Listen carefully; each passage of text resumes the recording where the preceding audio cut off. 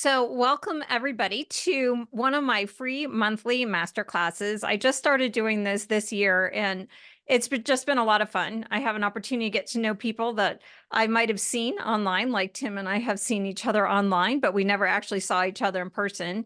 And today we are talking about one of my absolute favorite topics. Obviously, as a brand messaging strategist, I love branding in general, but we're also combining it with my other love, which is all around archetypes and really using like the best of you. So I got a ton of content to go over and we've got a lot of time for Q&A at the end. So if it's okay with you all, what I'm going to do is jam through the content and then give more time just for personal reflection application, if that's okay. It's going to be hard. Peggy's been on many different webinars with me as well as Jim, and they know that I like to interact and I like to make people talk. So this is going to be really hard for me to just focus on the content, but we got a lot to go over and we will talk towards the end. Please feel free to use the chat to share if there's like something that I'm sharing that does not make sense. Okay, come on, baby. I have to sweet talk my computer because it doesn't respond unless I'm nice to it. So please feel free to use the chat if you have questions about the content, if something's not making sense. But other than that, I'm just going to jump in. So again, today we are going to talk about how to use archetypes to build a strong and unique brand using the best of who you are and the essence of who you are.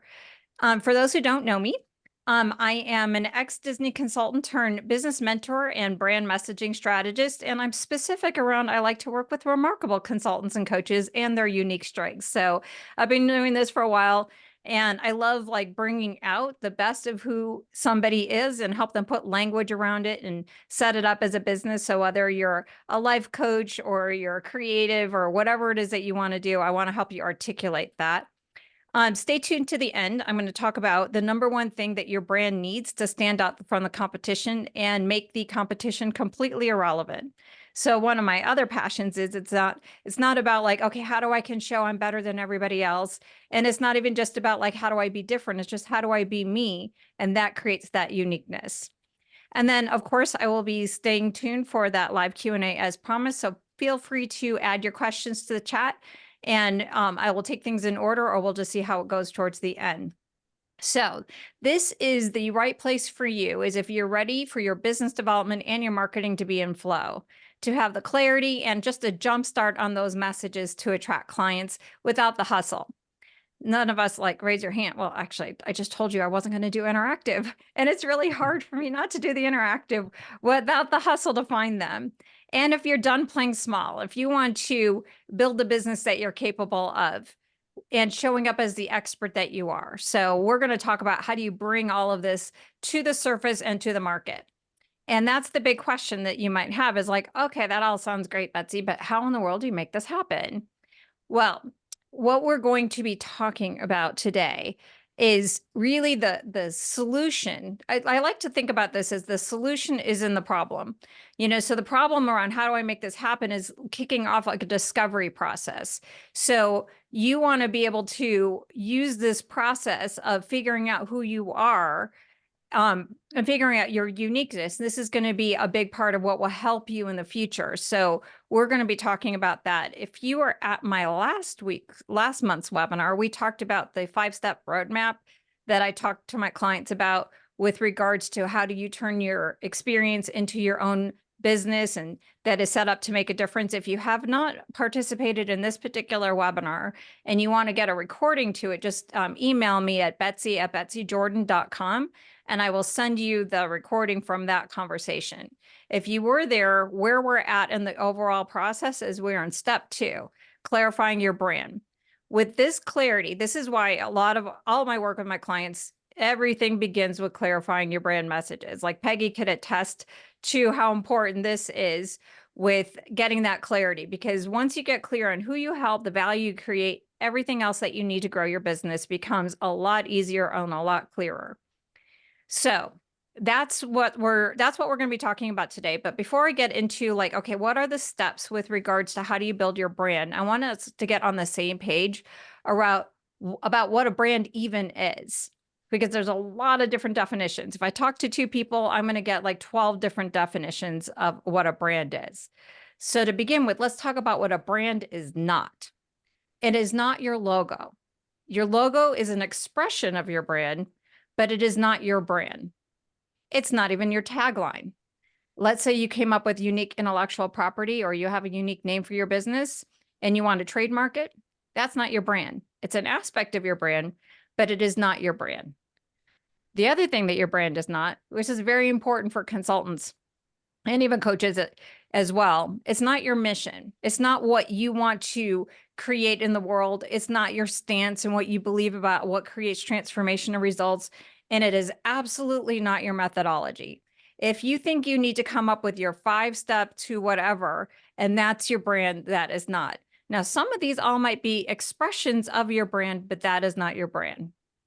The other big thing that your brand is not, it's not one of those weird lexicons. Like, so for a little while, those of you who've been in the creative space, you might have seen a trend where branding agencies, marketing agencies would start creating like special little lexicons that people can use. Like, look at you being all smart and stuff. And, let me show you how to price your services, you sexy thing. I mean, unless you talk like that, that is not a brand. That is not a brand, and not even an overly designed website. Like, that's not your brand. So now I've given you all the things a brand is not. Let's talk about what a brand is. A brand, ultimately, at the end of the day, is simply this. It's a promise, a value that you make that you consistently deliver on. That is your brand. The ultimate, what was that? Did someone ask a question? Yeah, okay. So the foundation of everything of what you do in your business is the promise of value and transformation. That is your brand. Now, when you think about like marketing, that like you got to put this together between what you say in terms of marketing and what you do. You need to have them all balance on that same promise, but the essence of your brand is the promise. I'm going to pause for a second, even though I just promised no interaction. I can't stop. I have to just double check. How does that definition land on you? And is it different than what your understanding is? It's good. Exactly It's very consistent with, a lot of the branding stuff that I've done. So we're all on the same page around what a brand is. Another way you could look at a brand, this has always been my favorite whenever I teach about branding, is you could have 2 different companies in the exact same business with very different brand promises. So when you think about Target, who does Target help, or who does Target exist to serve? And what is the promise of transformation or promise of value? Maybe not transformation. You're not going to transform your life if you go into Target, but promise of value, if you go into Target versus who does Walmart serve? And who is it and what's the promise there? When you think about Walmart, they're budget conscious consumers and their promise is the best price. Target is a little bit more of people who are a little bit more like upper middle class who just want a good value, but you're talking about same business, 2 very different audiences, 2 very different experiences when you go through the whole, if you go to Target versus Walmart, and there's definitely Target shoppers and there's definitely Walmart shoppers, and then you look at Kmart. Anyone remember Kmart? Because I don't even know if it exists anymore, but Kmart, like, what the heck is Kmart? Who do they help? What are they about? But the thing is that actually Kmart has a brand, and their brand is we're the place to go where a Target and a Walmart is not available. That's their brand, and here's the facts. You have a brand, whether you do branding work or not. You absolutely have a brand. If you have no website, if you have or an inconsistent website, or like you just threw something up, you're saying something to the marketplace about who you are and the value that you create, which is like, I'm really not all that serious about what I'm doing. Like, you're conveying something. So the question isn't about whether or not you need to have a brand or not have a brand. The question's more around, does your brand say what you want it to say? And are you being consistent? Are you showing up in the marketplace the way that you're supposed to? And the other thing about branding is, while you may think, a lot of us think we can create a brand, but brands are ultimately positioned by consumers. You could say all you want about how you want to show up and what it is, but the consumer is going to be looking at you and they're deciding what your brand is. And so the way that the consumers look at a brand is they look at who is also the brand lover. So that's where your ideal client comes in. And as importantly is the context for that particular product service, the frame of reference for your brand. So what is the situation or challenge like your consulting or coaching is most relevant for? Another aspect of the brand is like what makes you unique, what's different about you. And then there's this other intangible aspect of like the meaning, the higher purpose. That is how a consumer will position you and how they will think about you. And it's up to you. The difference between a really well-defined brand is whether or not you take charge of all these things, or you kind of like don't do anything and just let the consumers kind of decide for you what you think you're all about. And this is where archetypes fit in. So archetypes are going to help you deepen your understanding and take charge of those 4 aspects. So archetypes are basically universal patterns of power and energy in a shorthand way of infusing your consulting and coaching brand with clarity and meaning. And the thing that I love about archetypes, like like Judy's here, so she knows you could push play on Betsy and I could talk about archetypes all day long. It's like a total passion area for me. Because we already know archetypes. It's behind all of Carl Jung talked about archetypes is behind the Myers-Briggs type and a bunch of other assessments. Every time you say, oh my gosh, he's such a bully or she's such a queen or what a miser, you're talking about archetypes. You're talking about these patterns that we see over and over again. So if you think about like some of the masculine archetypes that are out there, you think about like the movies, and the actors who really do a good job with building their career, like Kevin Costner does a great job where he plays the knight versus like Sean Connery, who always plays the king. Mel Gibson always plays the martyr. Tom Hanks is the quintessential everyman. From the women's side, there's things that Angelina Jolie could get away with that Jennifer Aniston couldn't because it's consistent with their archetype.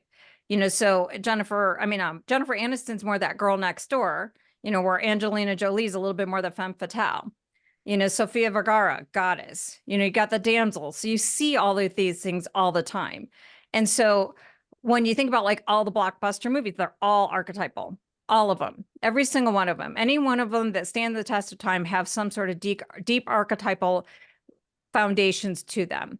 So the thing about using archetypes with your brand is you definitely can use them to jumpstart your clarity and your ideal client and why they need you. It gives you insight into how to write and talk in language that resonates with them.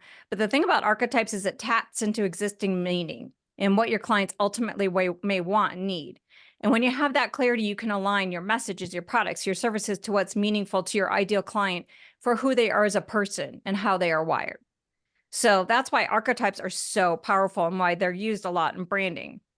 So now we talked about what our brand is and we talked about archetypes. Before I get into the 5 branding steps, any questions about archetypes or branding in general, or do you feel like keep going? I'm following you. And you could just give me a thumbs up or a keep going if you want me to just keep going. All right, cool. All right, so the first step with your brand, and this is first who, then what.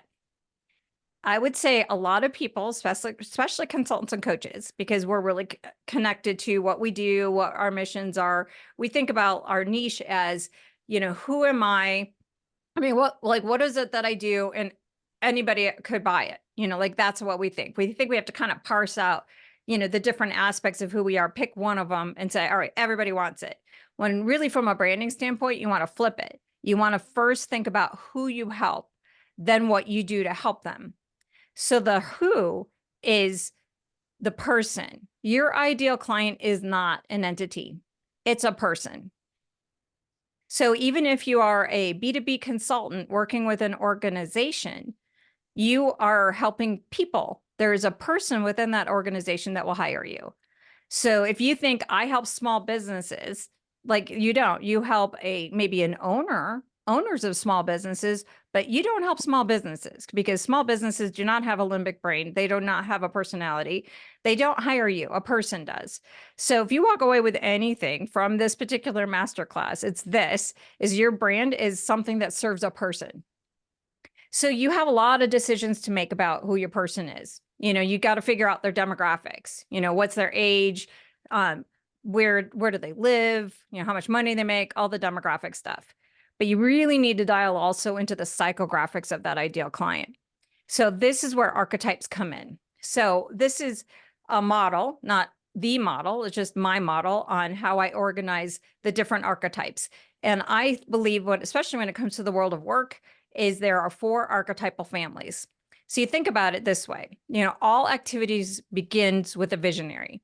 And visionaries are the people who have unique ideas and unique ways of expressing their ideas. They're the blank piece of paper. They're the creatives. They're the ones who can kind of grab into the invisible world and say, all right, here's an idea. Let's do something with it. Once the idea is conceived, then the sages, take over at that point. So this is where ideas are evaluated, developed, strategized. Once the idea now has form, then people are enrolled and they are trained and they're engaged through the support of the caretakers. So the caretakers are the ones that bring the people, engage them. But then you need the warriors, the mobilizers, the people who just get stuff done. This is where the warriors come in and they bring it home. So there's a bazillion archetypes out there. I just put them into 4 families so that we can work with them for our purposes. So I'm going to give you examples of different types of people who embody these archetypes. And they don't usually just have one. There's usually a mix, but I'm just using what these people might lead with. Obviously, from my Disney background, I would be remiss if I did not talk about Walt Disney as an example of a visionary, where people in Florida just saw a bunch of orange groves. He saw a theme park. Steve Jobs, Elizabeth Gilbert are visionaries, from on TV and movies. You would have Carrie Bradshaw from Sex and the City, or David from Schitt's Creek, or Wizard of Oz. You have Dorothy, or Keely. Anybody love Ted Lasso? I'm like obsessed with Ted Lasso. Keely, is a visionary. She's somebody with 1,000 ideas, and creative ways of expressing those ideas. Then thinking about the sages, you have Oprah, in her book club. She's a true student of the world. You have Brene Brown, that even though she's an amazing storyteller, all of her stories are grounded in research. She's a data person. I used to be obsessed with Jim Collins when I was a consultant because all of his ideas came out of deep research. He's definitely a sage. Or in TV shows or movies, you would have, the Scarecrow. He's the head person. Coach Beard from Ted Lasso, or Miranda from Sex and the City. Or you have the caretakers, Marshall Goldsmith, our quintessential favorite coach. Or you have in the fictitious characters, you have Charlotte from Sex and the City. Ted Lasso, he's like the perfect caretaker. He's the one who's always taking care of, enrolling, engaging. Ultimately, if you've ever watched that show, he's not that great of a coach, but he's really good at leading people and taking care of people. Or you have the Tin Man. And then the warrior of all warriors in our space, Tony Robbins, he's not just going to help you think something different. He's going to help you do something different. And you also have warriors like Roy Kent from Ted Lasso, or Han Solo, or Samantha from Sex and the City, or my least favorite in the entire world is Cowardly Lion, but I had to complete since I had that one. I hate the Cowardly Lion. I actually had a blog post on it. But, he represents the warrior in the shadow, where he's not necessarily in his most empowered self. But anyway, I digress on my hatred for the Cowardly Lion. So what you want to identify is not just like the person that you help, but kind of how do they roll? What is their archetype, or at least their primary archetype family? And when you think about this, like if you're working with a lot of different kind of people, like you could say, yeah, I can work with all of them, or I do work that engages all of them. Yes, you do, but some of them you do better with others. In my business, I always, my clients all have some aspect of sage to them. I'm more of the visionary to the sage. But when I was working, like when I was at Disney, I had to work with a lot of different executives, and I love working with my operations teams, but the ones who are the pure warriors, they would say this. I had this one client all the time. She loves me. Like we were great as people, but she's like, Betsy, I love you, but the strategy stuff that you keep making us go through, like she just wanted to get stuff done. We loved each other. She wasn't my best fit. I couldn't build my business around her, but she's great. So you want to think about like the archetype that best reflects the person that you could do your best work with. You can do work with all of them, but some of them you love more. So that's the who. Once you get the who down, then you want to clarify the problem you solve. This is the context for your help as needed. So when I talk about context, you think about it like this.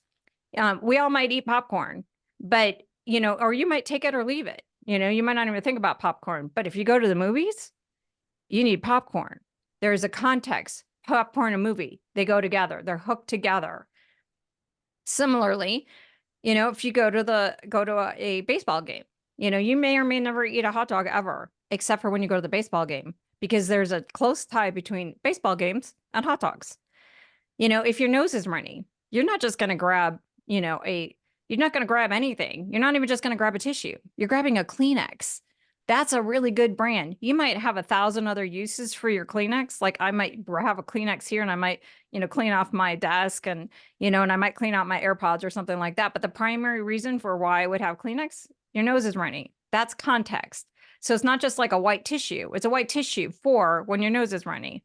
So when it comes to your brand, you really need to think about, like, even if you do work with groups or if you do one-on-one stuff, what's the context that your help is needed? Why?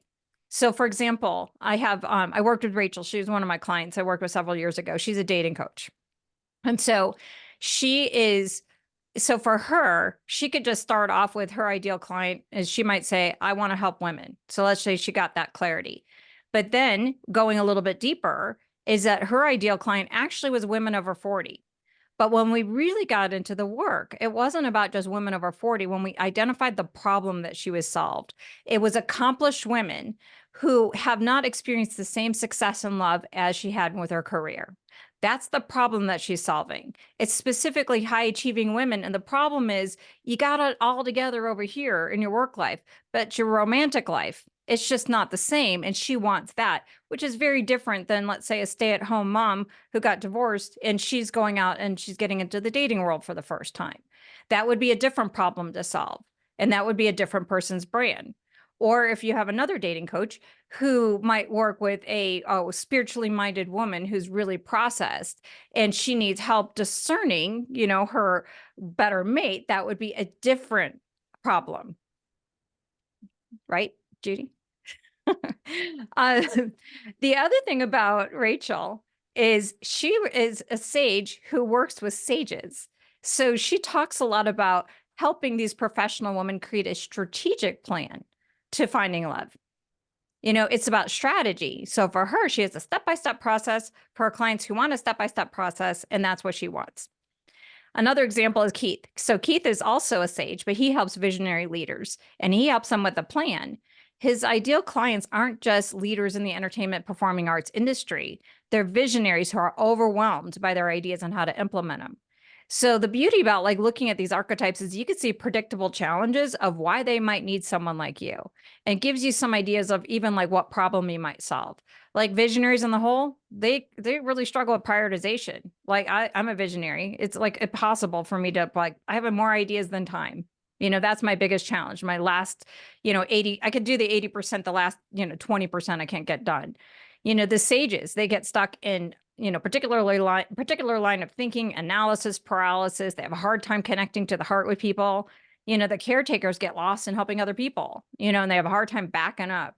And warriors, fire, fire, fire. They have a hard time backing up and thinking about things from a long-term strategy standpoint. So your decisions to make is, what problem does your ideal client have that you're motivated to solve? And that's a big part of it. Is it's not just about who you help, but it's a problem you solve. That's at the essence of positioning, is what is the problem? Where do I fit into this marketplace? And then based on their primary archetype, how might they experience the problem that you want to help them solve? Which goes to step 3, which is joining the actual conversation that's going on inside their heads. So you could have same clients, same problem, very different emotional experiences about it, and very different goals. So for example, let's say you have a client who wants to turn their startup business into a growing business. The way that a visionary would think about it is, I dream of creating something new that changes the game, that brings new perspective, that touches lives in a way it's never been done before, new, different. That's what they want. From a sage standpoint, when they're thinking about making that shift, is I want to set up an organizational platform that enables us to scale and sustain growth. That's what they want. A caretaker might really have a goal around like, I really want to build a community. I want to build my culture, that I want to build that culture right the first time. And I want to create the environment, where everybody feels cared about. And warriors, the buzzwords for them, I want to dominate my market. I want to outperform the competition. I want to win. I want to become number one. So they have different goals and they have different things. And so when you're creating messages and copy, the words that they use aren't often the words that we use. And so the best way to get copy, I tell this to my clients all the time, is your best copy is you got to get out of your own head and get into their heads. And we spend so much time worrying about like, what's my voice? What's my voice? It's really about how do you tap into their voice? How do you get inside their heads and join the conversation that they're actually having, not the one that you wish they were having? A lot of times we would say, I want my clients to be thinking like, oh, gee, I really need coaching. And, I really appreciate coaching. It's like, none of them are sitting up saying, oh, I really love coaching.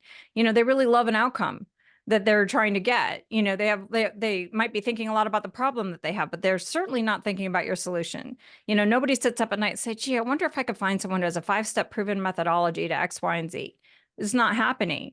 So you wasting time trying to figure out how do I make my methodology sound sexier and interesting is not as interesting versus how do I start mirroring back to them what I heard them say and what I think that they're saying and what's in their head. So you might say like, this might be in our words, like I provide coaching to help people unlock their authenticity and get fully empowered. And we might think this is great copy. This is awesome. Okay. So, but the reality is this is what they hear. Wah, wah, wah, wah. What does it even mean? Unlock your own authenticity. So you got to use their words. So giving you some copy makeover. If you're talking to a visionary, be more explicit. I'll help you get those book ideas out of your head and into the world so you can make the difference that you were born to make. Or if you're talking to a sage, like I'll help you step by step on how to monetize your unique strengths so you can move forward with clarity and confidence in your personal and professional life. If you're talking to a caretaker, like I'll help you be more of yourself and not care so much about what other people think about you. If you're talking to a warrior, like I'll help you win at business and in life. Like you just need to talk to them. The best copy is not in your head, it's in their heads. Your best messaging is in their heads. You want to join the conversation, see the world from their perspective. So what you need to uncover is the words they use to express their pain, their problem, their goal, and join them there. And then you could ethically swipe those words and use them for your copy. A lot of my copy, what I do is at the end of a client engagement, I always have a survey. And I asked them to talk about like the problem that they were struggling with that made them think of me or what they had before they signed up. And I will just take like cut and paste, put it into my document and say, are you struggling with blah, blah, blah? And then I will just put that in there. That's a great way to get copy. So that's step 3. Any questions about step 3 before we move on? Clear? All right. Step 4 is now we're bringing you into the picture. So now we've got super clear on who your ideal clients are, the problem they have, how they experience that problem, what words that they're using to describe what it is they want. Now you are coming into the picture. So we need to talk about your superpowers and your unique value. So one part is you do need to define the relevant expertise that you've developed either formally or informally, whatever that might be. Maybe you're an expert in dating. Maybe you're an expert in setting up a podcast and making it successful. Maybe you're the best at digital marketing. There's a lot of different things that you might be exceptional at that you have, or not even exceptional at. You might have depth of knowledge because of your experience. So you might have a lot of experience in SEO or midlife transition, trauma, whatever it is. But the thing that people ultimately will hire you for isn't what they know, but it's because of who you are. So this kind of hit me like really like it was like a stake to my heart one time. I was interviewing after I pivoted my business from consulting to the mentoring that I do now. I interviewed several executive clients to find out from them on behalf of my clients, like why would an executive hire a consultant?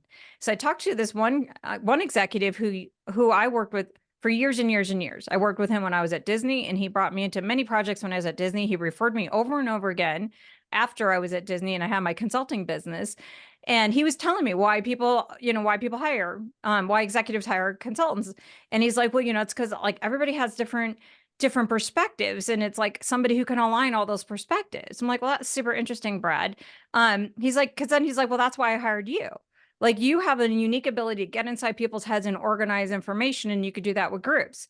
I'm like, well, what about my master's in organization development? Like, what about all my experiences? He's like, oh, I don't care about that. I'm like, wait, what? I'm like, he's like, I don't care about that. I'm like, you don't care at all? He's like, no, not at all. I'm like, so it wouldn't have mattered if I had an OD consulting background or not. And he's like, no, it's this. And it's like, wow, that was very interesting. All of those years, all of that money, I keep thinking like that is my calling card. But the calling card, what's nice though, is when you understand kind of like who you are and your superpowers, you can adapt them in a lot of different ways. Like obviously with the brand messaging I do now, I use the same skill sets. And so you can like almost detach from that functional expertise and really go a little bit more broadly. I think Rich was saying earlier, like he's switching from one career to another, like, but when you're switching to that one career to the other, you just are repackaging what you already have, but it's just in a new container. That's really all it is. So I created this other wheel. It's a lot of information. You're not going to be able to see all of them. But for you and your superpowers, you have a home base that is like one of these areas. One of these 4 areas is going to be your sweet spot. So Peggy and Hillary have identified sage as their sweet spot. Maybe there's something specific within it. Maybe like as an architect, might be like where they are somewhere in there.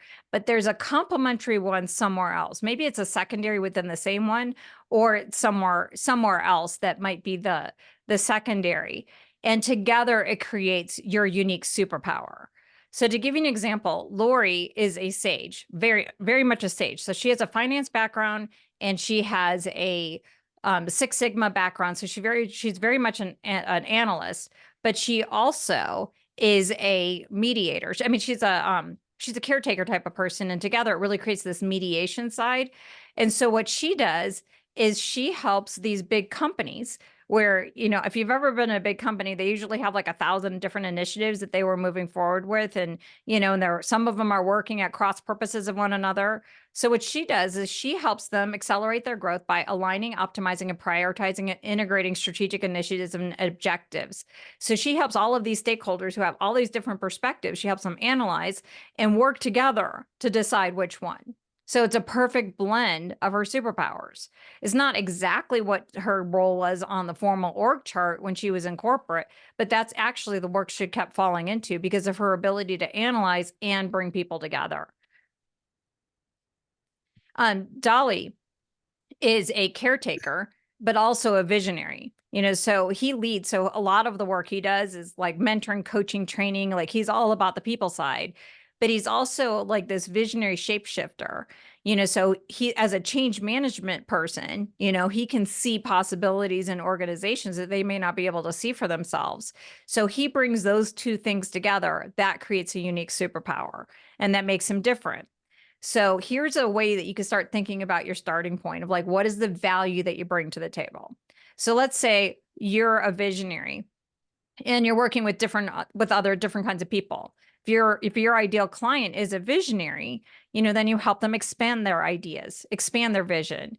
If you're working with a warrior, you're going to help them uncover the meaning and purpose behind the tactics. If you're working with a sage, you're going to help them express their ideas in a more compelling way.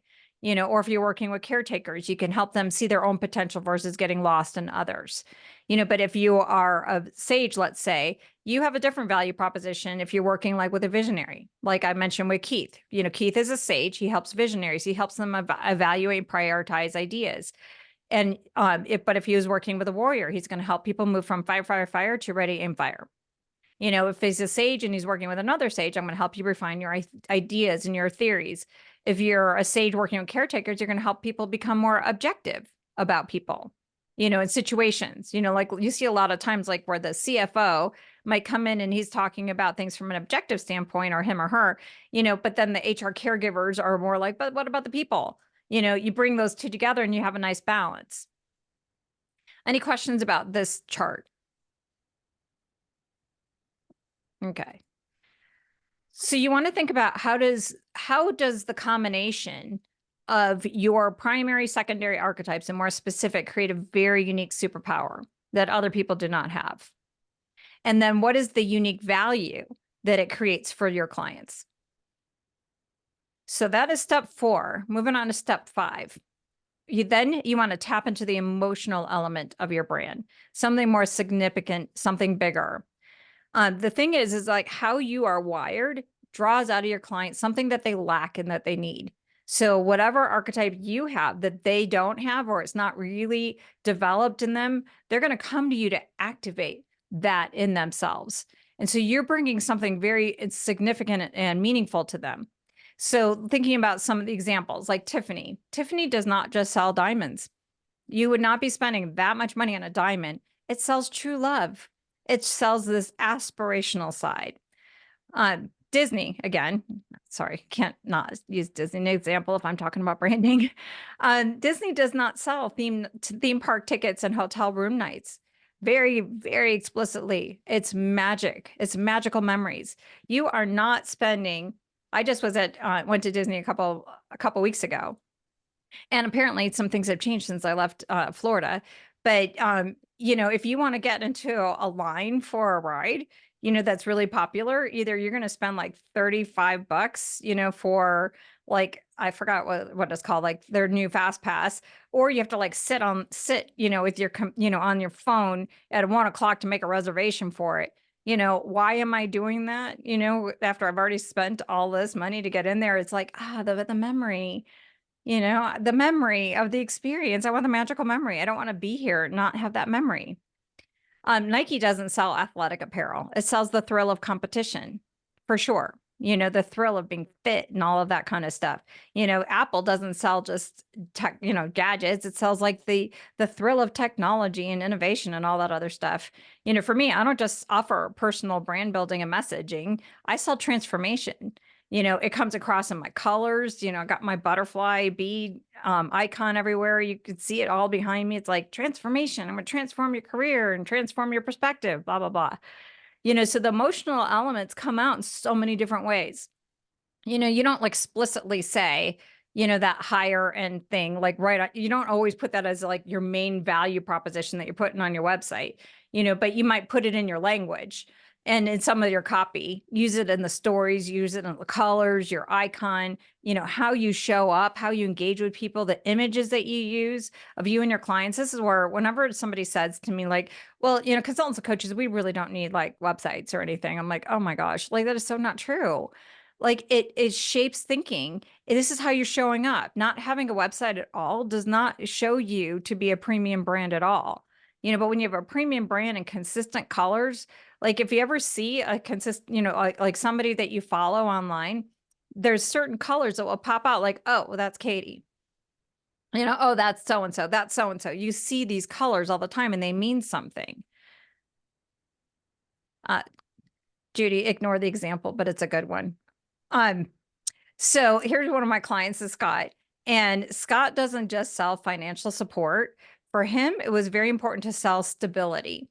The deeper meaning for what his business and his brand was all about is like, he wants to bring stability, balance. So you could see in his logo, it was very intentional that it shows like the seesaw thing, where it's showing balance. And the color psychology that we selected was, this blue-green sagey kind of feeling, like the colors are calming, like you could see, like if you were, he helps like crypto people, kind of like, they're, and he brings like this calm to their finances. What I meant is their tax stuff kind of freaks him out. Go, but then he's like, got it. It's okay. I got it. I got it. Kimberly, on the other hand, Kimberly is a teacher mental health coach and advocate. And she sells, mentoring, workshops, and all that kind of stuff. But she's really trying to sell empowerment, especially if you are in, she's in Florida. There's been a lot of hits to teachers recently that's difficult for them. And so she wants to invite them into empowerment. Now, she's not going to simply say like, oh, well, you feel like completely disempowered, but she's bringing it out in her language, like using power. I empower educators, transform schools. She has her Wonder Woman picture right here, like that communicates something. Her colors are not sedate. It's energy. It's like, come on, we can fight back. We can, we mean something, but she's still a caretaker. So she still has that softness in the colors, not like she's using a bunch of like oranges and reds. to say that. So but there's still some of that energy in her colors.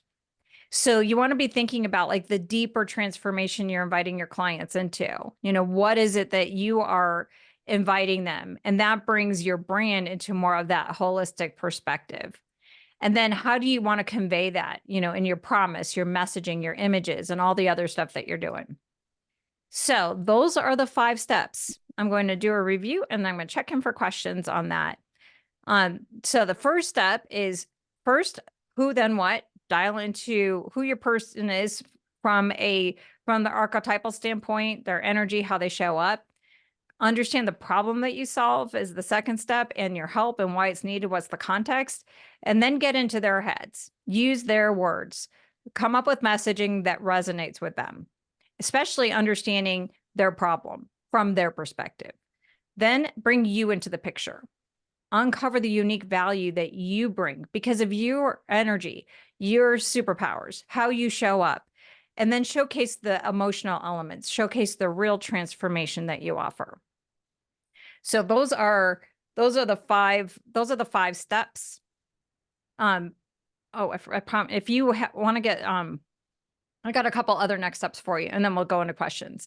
So here's your next steps.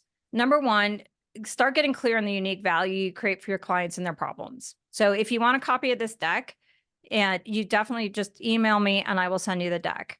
I also have a brand new quiz that I just launched in January, which is on my website, and it's all about understanding your superpowers. So when you sign up for the quiz, it will help shoot you at least to one of those 4 categories of the archetypes.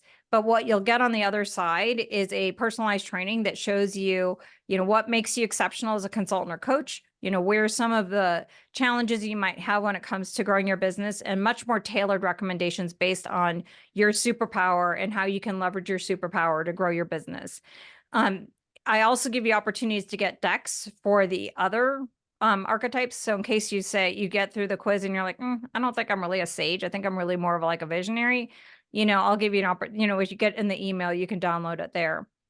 Next month, I'm going to do a workshop on how to nail your niche and identify your ideal client archetype. So we're going to go into the ideal client a little bit more. So if you're here and you're saying, okay, this is great, it's 3 of the steps, we're all about, really understanding the person, and I don't know who this person is, we're going to talk about how to, understand that person.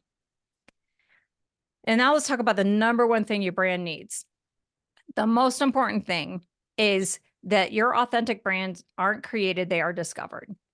Everything that I'm talking about, like who you're meant to serve, what your superpowers are, they're all within you.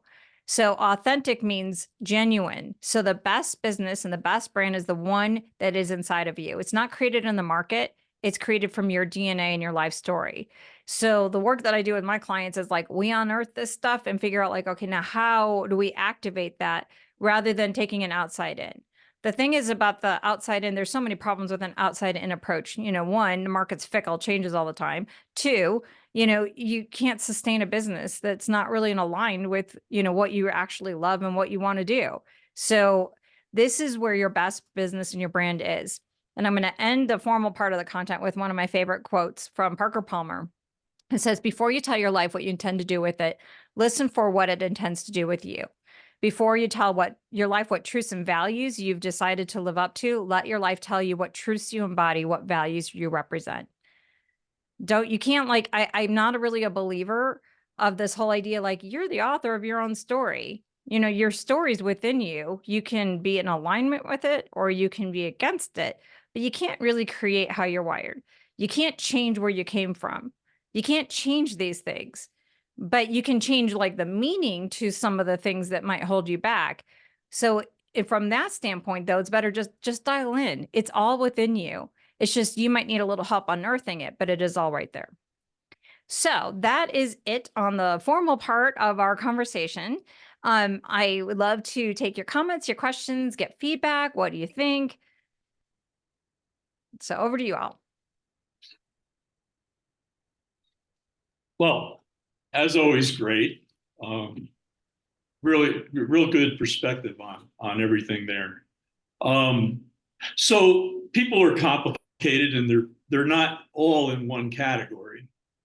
And when would you, like, say if there's, am I frozen there? No, I just took off So the. is, okay. So people are complicated more than one category, really. Um, and then there was this idea that like when you're stressed, you're going to be in a different character. So how would you deal with that in the messaging? Say, let's say in my case, uh, older people that are wanting to make a shift and have never done it. And if they came out of a corporate environment and then now are considering working for themselves, there's probably a lot of fear there. It's probably it's maybe it doesn't fit their archetype, or it's been difficult because they worked in a job that didn't. So that's the stress. So what do you think? How would you Okay. deal with that? So I would say number one is in terms of ideal client, you've identified, somebody who's like got an established career. You've got some of the demographics, kind of like situated where it's like, okay, they're at a particular age. What we really haven't gotten into is like, what's the transition? Are they trying to create a legacy business, or is this like a retirement thing? Is this their second act? What kind of business are they trying to sell? So some of the problem that they might have, like, yes, anybody leaving to start a business is going to deal with fear, overwhelm, imposter syndrome, and all that kind of jazz.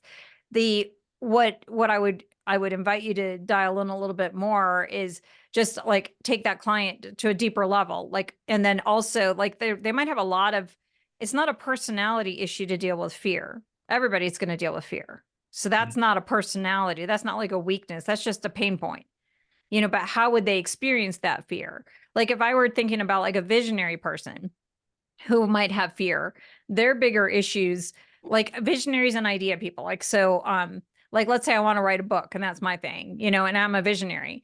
I'm going to be much more up at night about like, oh, is my idea original enough? Is it different enough? A sage might be worrying more about like, what are the steps? I can't figure out the steps. Like if you could just show me the steps, I want to do that. A warrior might be is like, what's my fastest path to get this book done?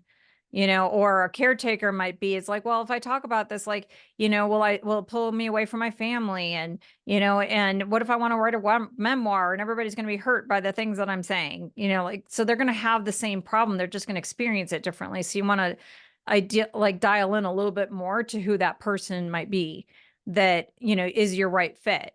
So if you're helping somebody start a podcast, it's different than I want to start a podcast because my competition is, and I want to crush it and I want to be number one, versus I want to have a podcast because I got an important message to share and I just want my message out. Tim, you can speak to that. You do podcasts. Yeah. I do, yes. And I'm the transition I'm in right now is certainly the first podcast was the Things Tim Finds Interesting show, which doesn't necessarily make anybody tune in next week. And so I worked on that. I came up with an idea that it's on hiatus right now, but maybe when we talk, I'll sort of let you know where I'm headed. I've got two in mind, one around a book I'm doing and another around sort of the end goal, which is helping people get their ideas about sustainability in the world. Awesome. Does that answer your question, Jim? Yeah, well, there was one little difference. It answered a lot. One was this concept of that people might take on a different archetype under different conditions. Oh, you're talking about when people are in the shadow? Well, either that or they're stressed and they react a certain way to stress. And when they're not stressed, they're a different archetype. So that was like, what do you think about like that multi-archetype, like a mixture, and how does that work? If Okay, so that would just be like you're the same archetype, but you're just operating in the shadow. So you could look at like the Enneagram. The Enneagram might tell you like, okay, I have like I'm this number, and in growth, I take on maybe attributes of other people. Like when you think about like these four archetypes, ultimately, as we grow as humans, we want all four of them to be balanced. Like there's a psychological component and there's like a branding component. I'm talking about this from a branding component. If I were talking about it from a psychological component, I would talk about as we grow, we need to be balanced in all four of those areas. Like what we perceive, what we think, what we feel, and what we do should all be in alignment, and we should be that person who's sort of like that internal CEO over all four of these parts of ourselves, and that they're all in balance.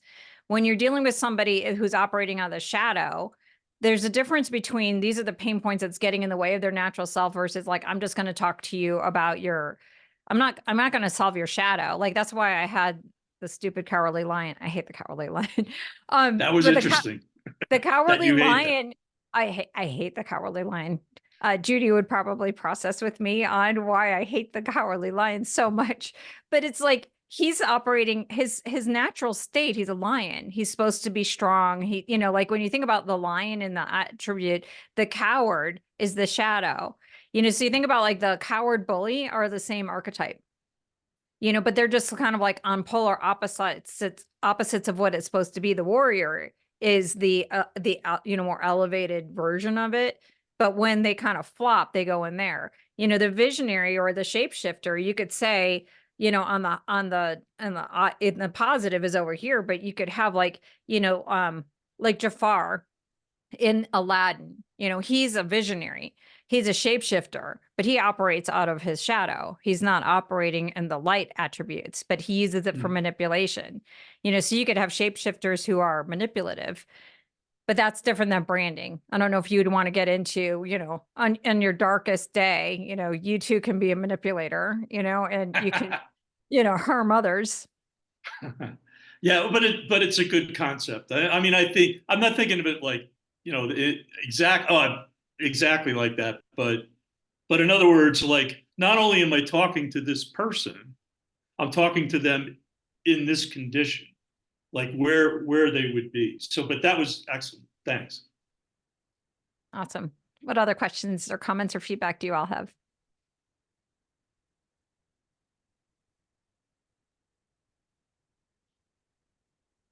If you feel more comfortable, you could put it in the chat.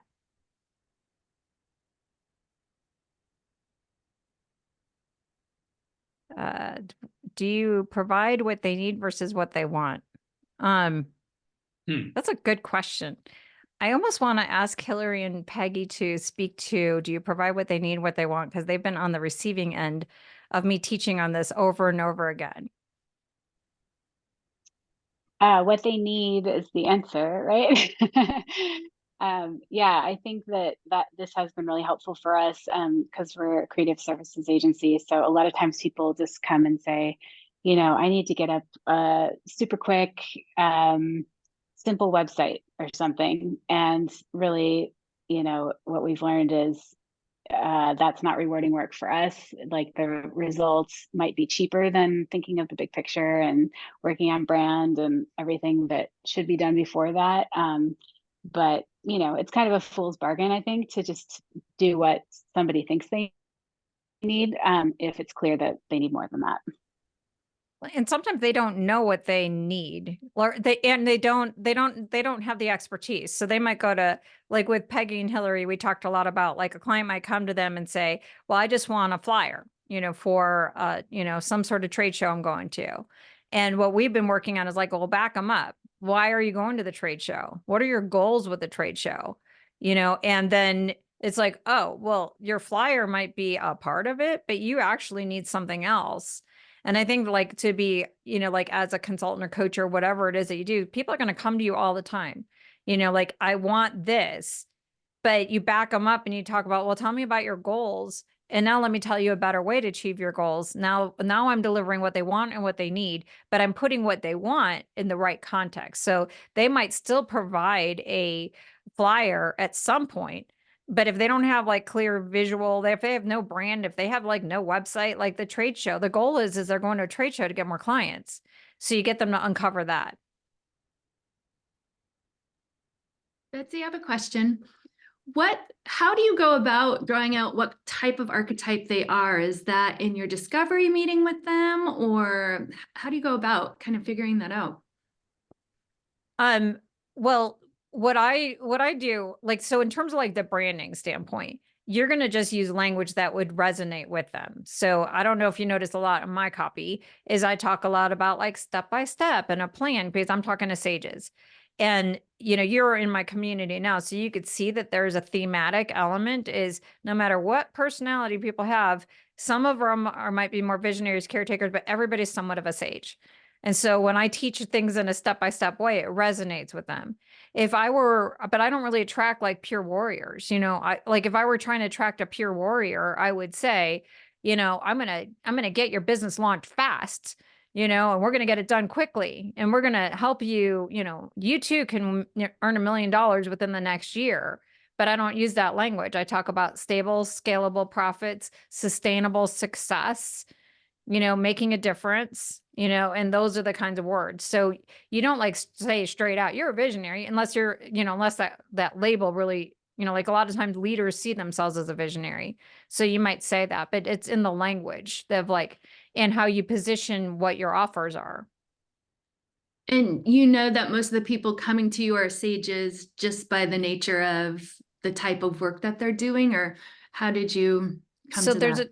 So there's a difference between waiting for people to come to you versus I put messaging out there to attract the people. So my brand, I just always make an assumption is if somebody is in my community, there's a reason why they're there. So I did a podcast. I did a podcast with someone, you know, who seemed like an anomaly in my community. And then when I had him and I got into the podcast, I'm like, oh my gosh, we have like everything that we think about is exactly the same. You're not an anomaly. My messaging resonated with you. And now I see why. You seem like you were very different, but you're really not. And so you kind of like just trust that if they're coming to you and you just still guide them through, you know, whatever it is. This is why there's a difference between branding and marketing and sales. You know, branding and marketing is I want to draw in the best, you know, the best fit people, but then sales, you're going to do a process where no matter what you do, you're going to take the client, their starting point, flip them from what they said that they requested to their goals. And that's another whole process altogether.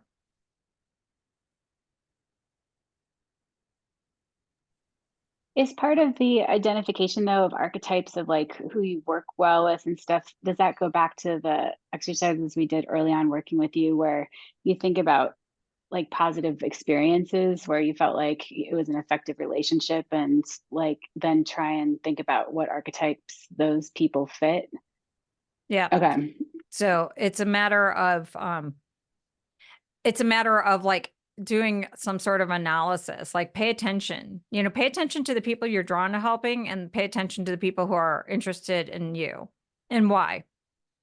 And once you do some of that detective work, you know, it'll become more clear. And then you just start to notice, you know, like even if you think about when if you worked in corporate and you worked in organizations, you could probably say like marketing people, marketing, product development, you know, business development, they wind up in the visionary bucket.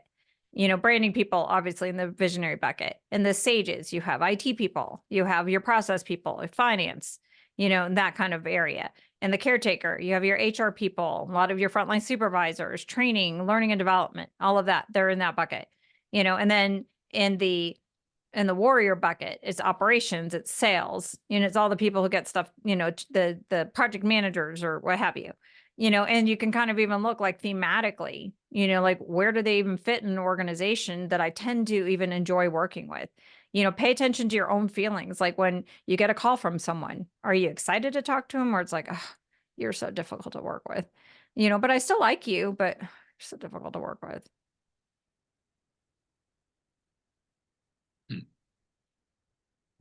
Any other questions, comments or feedback?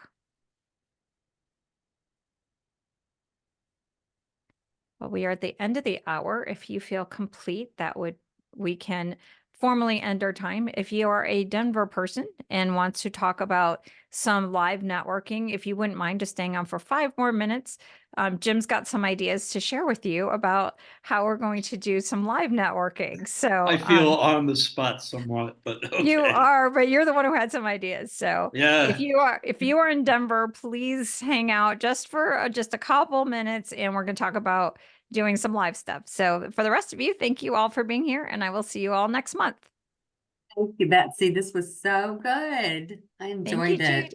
very Thank you, much. Judy. Thank you. Very I'll good. see you again. Bye.